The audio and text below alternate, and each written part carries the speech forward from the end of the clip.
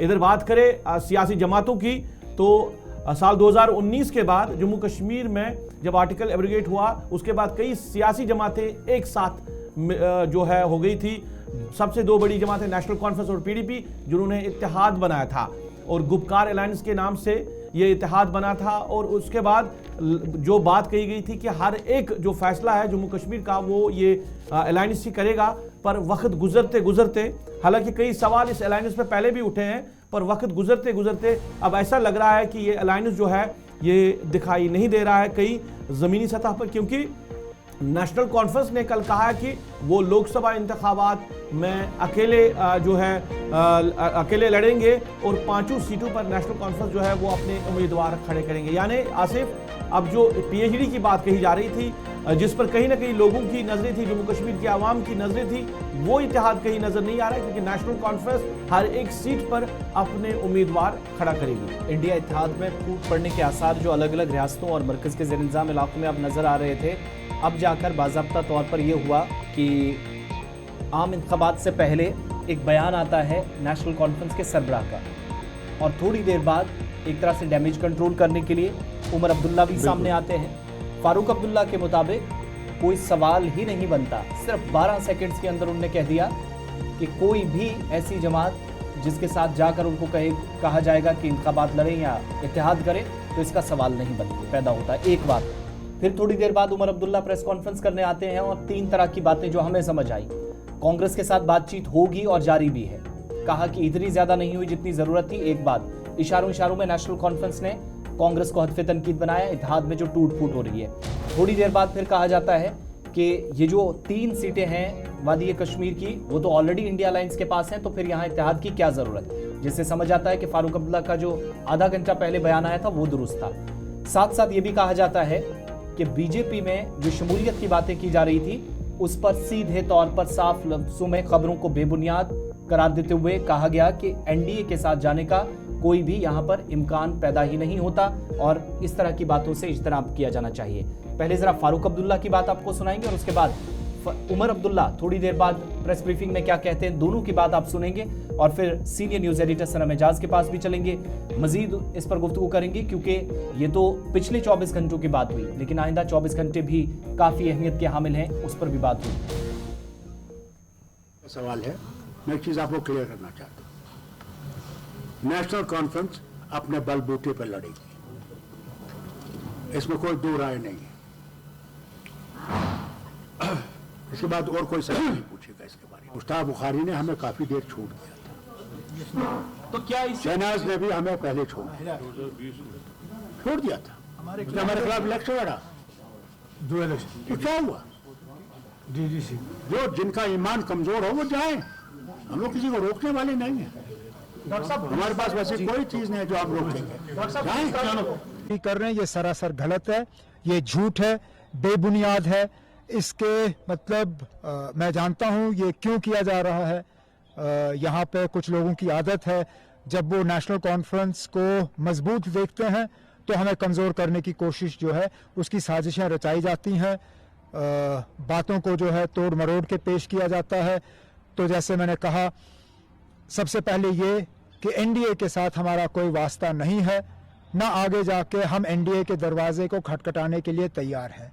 ना एनडीए के लिए दरवाज़ा खुला है, ना खिड़की खुली है, ना कोई ज़रा सी भी हमारे तरफ से कोई गुंजाइश है।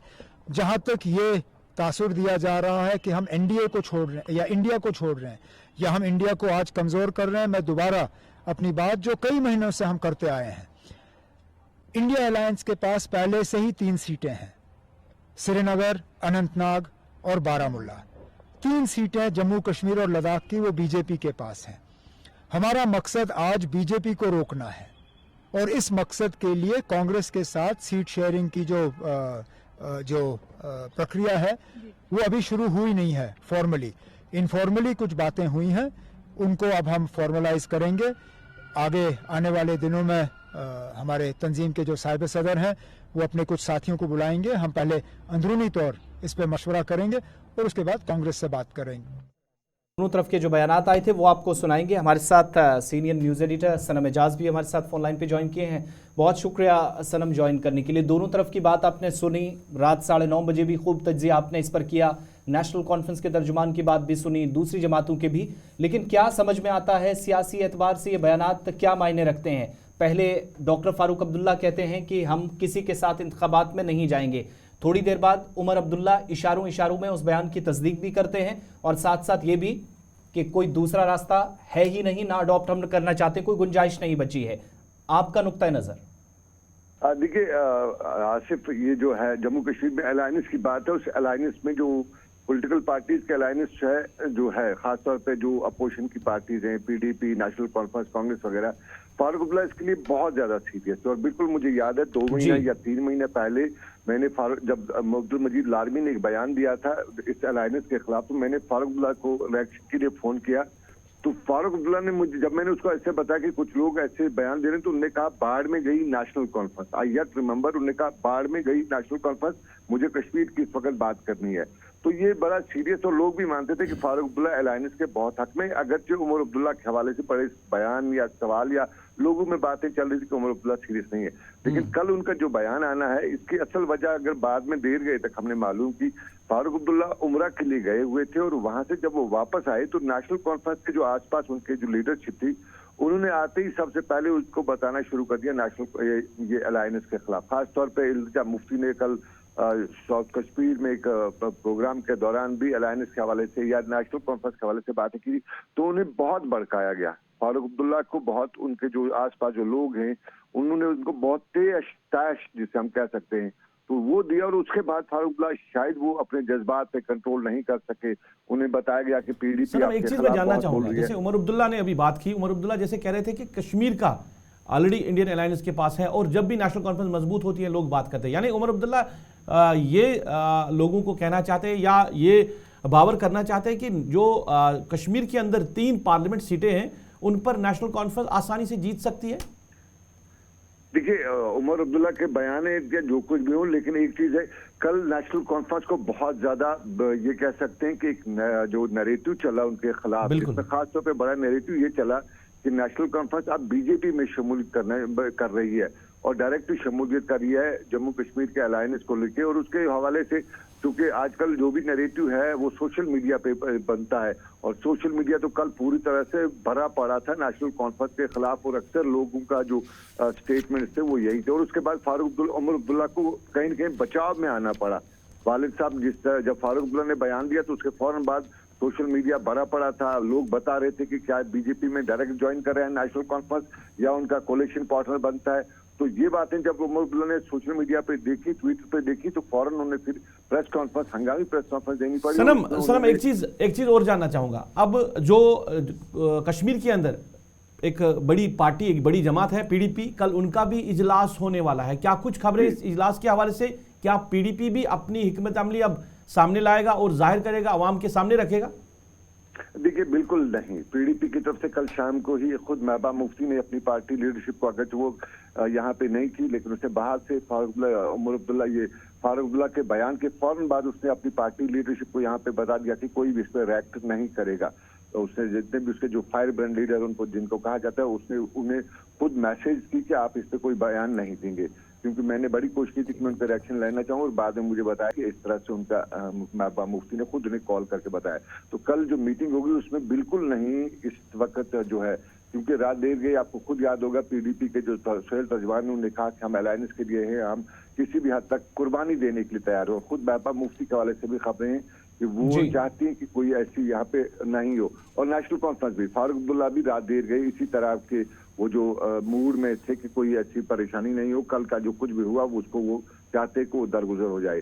तो ओवरऑल ये है कि कल की जो मीटिंग जो होगी उसमें इस हवाले से कोई बड़ा ब्रेक थ्रू हम नहीं कह सकते। हाँ, ये जो मामला है दोनों शायद बैठेंगे आपस में, और उसके बाद कश्मीर की जो 3 सीटों की उमर अब्दुल्ला बात करेंगे उस पर सीट शेयरिंग पे बात हो सकती है, लेकिन कोई तो कल जो मीटिंग होने जा रही है उसमें भी क्या पॉइंट ऑफ एजेंडा ये रहने वाला है? नहीं, कल की जो मीटिंग जो होने जा रही है वो श्रीनगर का जो पार्लियामेंट सीट है उस हवाले से पार्टी का कैडर जो है वो डिस्कस करेगा कि उनकी सिचुएशन क्या है श्रीनगर में, क्या श्रीनगर की पार्लिमानी सीट के लिए वो किस तरह से आगे की जो सिचुएशन है, या जिससे हम कहेंगे कि लॉ ऑफ जो रणनीति। अच्छा सनम, आखिर में ये बताइए, इलेक्शन कमीशन दौरा करने जा रही है जम्मू कश्मीर का, 12 और 13 मार्च को दौरा होगा। लोकसभा इंतखाबात तो पता ही है कि अब फैसला हो चुका है, पर क्या असेंबली इंतखाबात को लेकर भी कहीं ना कहीं इस दौरे के बाद बात होगी या सूरत हाल का जायजा लेगा इलेक्शन कमीशन? देखिए, इलेक्शन कमीशन के आने से पहले हमें 20 तारीख का इंतजार करना पड़ेगा। 20 तारीख को जब प्रधानमंत्री जम्मू में होंगे तो वहां पे हमें एमएएम स्टेडियम पे नजर रखनी पड़ेगी कि प्रधानमंत्री क्या बता रहे हैं, क्योंकि जिस तरह से हमें सोर्सेज बता रहे हैं प्रधानमंत्री जम्मू दौरे के दौरान इलेक्शंस की बात भी करेंगे, और चूंकि पार्लियामेंट्री इलेक्शन है ही तो फिर वो जो दूसरी बात जो है वो असेंबली इलेक्शन उनकी बात करेंगे। जम्मू कश्मीर में जो इलेक्शन की बात के साथ साथ स्टेट हुड की बात करेंगे। तो ये दो चीजों पे जम्मू में हमें नजर रखनी पड़ेगी, और जम्मू में एमएम स्टेडियम से वजीर आजम का अगर कोई बड़ा बयान आता है तो उसके बाद देखना पड़ेगा कि इलेक्शन कमीशन किस तरह से जम्मू कश्मीर के दौरे के हवाले से इंतखाबात। जी बहुत बहुत शुक्रिया सनम एजाज, हमारे साथ वादी कश्मीर से थे, बता रहे थे कि ये जो गुज़श्ता 24 घंटों में सरगर्मियाँ और बयानात हुए हैं और आइंदा 24 घंटों में मजीद क्या होगा। कल का इजलास जिस पर लाएअमल PDP की जानिब से आगे का तैयार किया जाएगा।